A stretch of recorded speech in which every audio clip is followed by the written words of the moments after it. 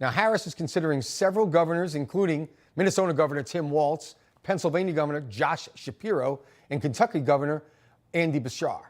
Now, as Illinois governor, there's also Illinois Governor J.B. Pritzker that's in the mix. She's considering Arizona Senator Mark Kelly, Michigan Senator Gary Peters, and U.S. Secretary of Transportation, an old name we remember, Pete Buttigieg. Soon enough, I guess, we're going to find out, so I'll just keep my powder dry. But joining me now to discuss is former Acting Attorney General Matthre Whitaker. Attorney General, always good to see you. Thanks for joining us. Who do you think she's going to end up with?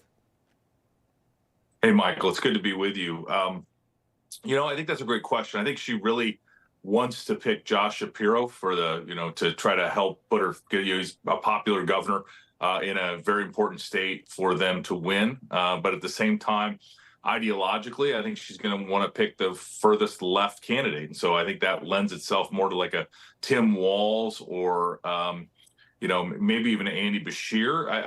At the same time, these folks are battling internally right now because, Josh Shapiro, because he's Jewish, I think they think that'll be offensive to the Hamas wing in the Democrat Party. And so I'm not sure at the end of the day, even though he might be the best candidate for it, they might not pick him because they want to appease those radicals. Yeah, that's a great point. I mean, Walz, he went viral calling Trump's GOP weird people, which coming from them, that seemed a bit odd. But I'm also wondering now, and I'm just going to throw this out at you, the Middle East is on fire, right? I mean, yeah. You have some real serious issues. Does she want to go with someone that is a little heavier on the foreign policy side, since she doesn't have a great track record there, especially the Biden administration overall?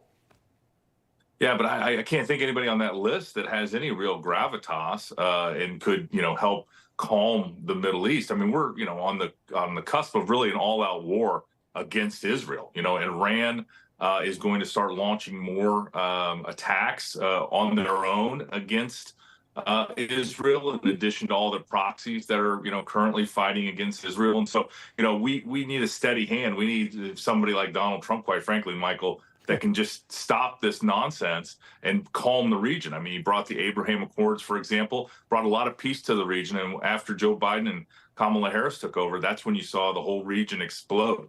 Well, that's the reason I asked the question. I mean, if you think about it, there were no wars started during President Trump's tenure. And one of the reasons why is they knew he was serious. When Donald Trump says he's going to put a tariff on you if you, try to steal our corporations to go over there, he means it. He might not actually have to do it because you take him at his word. It's the entire, strength, peace through strength, carry a big stick, walk softly, carry a big stick. I don't see her having the ability to do that. I mean, we have about 30 seconds left if you want to wrap it up for us. Yeah, well, remember, she's the one that on the eve of the Ukraine war went over there to try to prevent Russia from invading Ukraine. So, I mean, her track record on the international stage is abysmal. But, I would expect that, she's going to want to continue to keep the Hamas wing of the Democrat Party happy because, in order to win Michigan, they're going to need those folks.